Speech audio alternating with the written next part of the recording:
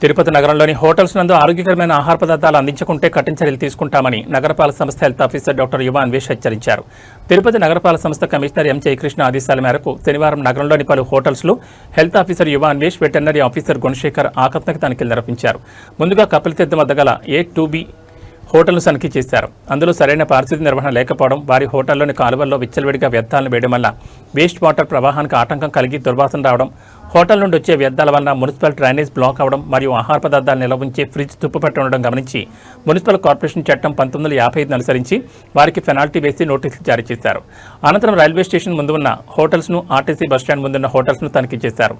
అందులో పలు హోటల్స్ నందు నాణ్యతా ప్రమాణాలు పాటించకుండా కుళ్ళిపోయిన ఆలుగడ్డలు, క్యాబేజ్, కాలీఫ్లవర్ మరియు వండిన మిగిలిన ఆహార పదార్థాలు ఫ్రిడ్జ్లో సరైన ఉష్ణోగ్రత పాటించగా నిల్వ చేసి ఉండడం, హోటల్స్ నందు కుక్కలు, పిల్లులు తిరుగుతుండడం గుర్తించారు.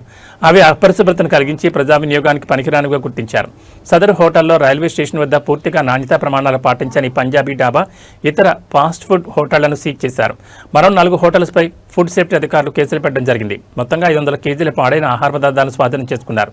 మిగతా హోటల్స్ అన్నింటికీ లోపాలను సరిచేసుకోవాల్సిందిగా తెలియజేస్తూ నోటీసులు జారీ చేసి పెనాల్టీ విధించారు. వారికి ఇచ్చిన గడువు లోపల వారి లోపాలను సరిచేయకపోయినట్లయితే తదుపరి నోటీసు ఇవ్వకుండానే హోటల్ సీజ్ చేస్తామని హెచ్చరించారు. తిరుపతి యాత్రా స్థలమైనందున భక్తులకు నాణ్యమైన ఆహార పదార్థాలు అందించేలా నిత్యం పర్యవేక్షణ చేయాలని కమిషనర్ ఎం జయకృష్ణ ఆదేశాల మేరకు నగరంలో తనిఖీలు నిర్వహిస్తున్నామని తెలిపారు. త్వరలో స్వామివారి బ్రహ్మోత్సవాలు ఉన్నందున అనేక మంది యాత్రికులు ప్రతిరోజు దైవ దర్శనానికి వచ్చి వారి తొందరలో ఏదో ఒక చోట తినిపోదాం అనుకుంటున్న సమయంలో యాత్రికులకు ఇలాంటి అనారోగ్యకరమైన ఆహార పదార్థాలను సరఫరా చేయడం పట్ల కఠిన చర్యలు తీసుకుంటామని హెచ్చరించారు. పరిశుభ్రమైన వాతావరణంలో భక్తులకు ఆహార పదార్థాలు అందించాలని తెలిపారు. వంట తయారీకి మంచి సరుకులు వినియోగించాలి. కల్తీ లేని నూనెలు వినియోగించి నాణ్యమైన ఆహార పదార్థాలను వేడివేడిగా సరఫరా చేయాల్సిందిగా ఆదేశించారు. గుర్తించిన లోపాలను వెంటనే సరిచేసి ప్రజలకు, యాత్రికులకు నాణ్యమైన ఆహార పదార్థాలు అందించాలని ఆదేశించారు. నగరంలో నాణ్యమైన ఆహార పదార్థాల వినియోగం విషయంలో ప్రజలకు అసౌకర్యాన్ని కలిగించిన హోటల్స్పై కఠిన చర్యలు తీసుకుని వారి ట్రేడ్ లైసెన్స్ క్యాన్సిల్ చేసి మున్సిపల్ కార్పొరేషన్ చట్టం 1955 అనుసరించి చర్యలు తీసుకోబడని హెచ్చరించారు. తదుపరి కూడా రెగ్యులర్గా అన్ని హోటల్స్ నందు నాణ్యతా పరిమాణాల విషయంలో రాజీ లేకుండా తనిఖీలు నిర్వహించడం, లోపాలు ఉన్న వారిపై కఠిన చర్యలు తీసుకుని యాత్రికులకు, ప్రజలకు నాణ్యమైన ఆహార పదార్థాలను అందించే విధంగా చర్యలు తీసుకుంటామని హెచ్చరించారు.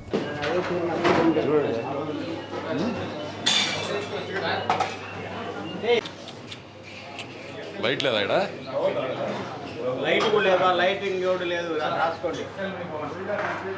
మెల్లి చూడు. ఏమనాలి అది అరే పవన్కి ఫోన్ చేసి గ్లౌజులు రాసుకో, ఇక్కడికి వచ్చే.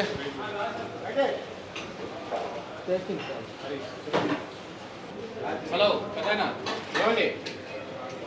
మేనేజర్ లేవు. రూమ్ టెంపరేచర్ కూల్ టెంపరేచర్ ఉండాలి. రూమ్ టెంపరేచర్లో ఉంది. హోటల్ పేరు రాసుకో.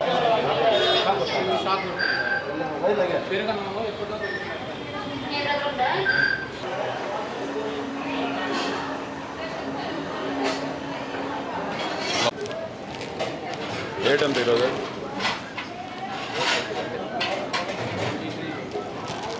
చూడు, ఇదే చూడు, చూసుకో. స్టోర్ రూమ్ ఎక్కడ ఉందో స్టోర్ రూమ్ పో. వెరీ స్టోర్ రూమ్ ఇక్కడ కింద కింద అక్కడ బ్యాక్ సైడ్ అది.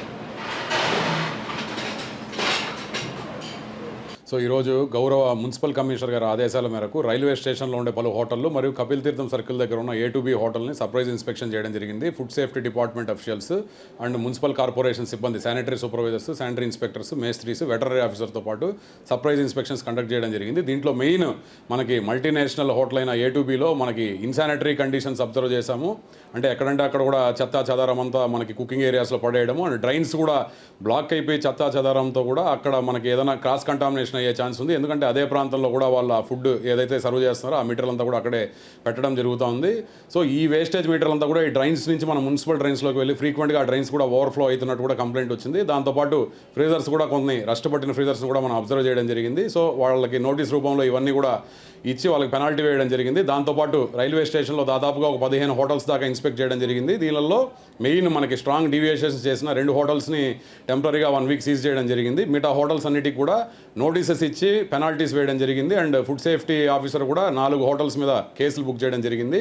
సో మెయిన్ ప్రథమంగా మనకి రైల్వే స్టేషన్ దగ్గర, బస్ స్టాండ్ దగ్గర ఉన్న హోటల్స్ వీటన్నిటిలో కూడా మనకి ఎక్కువ శాతంలో మనకి చెడిపోయిన పదార్థాలు లభ్యమైనవి, ఎక్స్పైర్ అయిన ప్రోడక్ట్స్ కూడా మనకి అవైలబుల్గా కనిపించాయి అక్కడ. దాంతోపాటు కొన్ని హోటల్స్లో మనకి ఈ కుక్కలు, పిల్లులు తిరగడం కూడా అబ్జర్వ్ చేశాము. సో దాంతోపాటు మనకి ఈ రూఫ్ మెటీరియల్ ఇదంతా కూడా టోటల్గా బూజు పట్టిపోయి, పెయింట్ అంతా కూడా చిప్పింగ్ అయిపోయి, సో ఫ్లోరింగ్ అంతా కూడా డ్యామేజ్ అయిపోయి, టోటల్గా కిచెన్ అంతా కూడా నలుపు రంగులో తిరిగిండే చాలా ఎస్టాబ్లిష్మెంట్స్ మనం గుర్తించడం జరిగింది. వీళ్ళందరూ కూడా నోటీసులు సర్వ్ చేయడం జరిగింది. సో అన్ని హోటల్స్ దగ్గర నుంచి దాదాపు 500 కేజీల దాకా మనం ఫుడ్ మెటీరియల్ అంతా సీజ్ చేసి డంపింగ్ యార్డ్కి పంపించడం జరిగింది. సో మెయిన్ మనకి బ్రహ్మోత్సవాలు దగ్గర పడుతున్నాయి. సో మున్సిపల్ కమిషనర్ గారు స్ట్రిక్ట్గా ఆదేశాలు ఇచ్చారు. మనకి ఎక్కడైతే ఈ భక్తులు అధికంగా తిరిగే ప్రాంతం ఉంటుందో, ప్రపంచవ్యాప్తంగా భక్తులు తిరుపతికి వచ్చే అవకాశం ఉంది. సో మెయిన్ ఈ railway station, bus stand area and Kapil తీర్థం సర్కిల్ దగ్గర, అలిపిరి సర్కిల్ దగ్గర ఉండే హోటల్స్ని ఫ్రీక్వెంట్గా, రిపీటెడ్గా చెక్ చేయమని చెప్పారు. ఎక్కడైనా కూడా వాళ్ళ మున్సిపల్ నామ్స్ కానీ, ఫుడ్ సేఫ్టీ నామ్స్ కానీ డీవియేషన్ చేసినా, వైలేషన్ చేసినా కూడా వాళ్ళ మీద స్ట్రిక్ట్ క్రిమినల్ యాక్షన్ తీసుకోమని చెప్పి కమిషనర్ గారు ఆదేశాలు ఇచ్చారు. సో అందరికీ, హోటల్ యాజమాన్యాలకు అందరికీ కూడా హెచ్చరిస్తున్నాము. సో మెయిన్ ఈ ప్రాంతాలు ఏదైతే మనకి రానున్న బ్రహ్మోత్సవాల సమయంలో మేము railway station, bus stand areas, ఇట్లాంటి పర్టికులర్గా హై ఫ్లోటింగ్ పాపులేషన్ ఉండే ఏరియాస్ ఇవన్నీ కూడా అక్కడ ఉండే హోటల్స్ అందరూ కూడా జాగ్రత్తగా గైడ్ లైన్స్ ఫాలో అవ్వాలి. Municipal norms and food safety norms అన్నీ ఫాలో అవ్వాలి. ఎక్కడైనా కూడా మనకి గైడ్ లైన్స్ని వైలేషన్ చేసినట్టు కానీ అబ్జర్వ్ చేస్తే మాత్రం ఖచ్చితంగా పెనాల్టీ ఇచ్చి టెంపరీగా కాకుండా శాశ్వతంగా వాళ్ళ లైసెన్స్ కూడా సస్పెండ్ చేసే పరిస్థితి వస్తుంది. సో జాగ్రత్తగా అందరూ కూడా తిరుపతికి వచ్చే భక్తులకి ఆరోగ్యమైన, క్షేమమైన, హెల్దీ అండ్ క్వాలిటీ ఫుడ్ అందించాల్సిందిగా కోరుకుంటాను.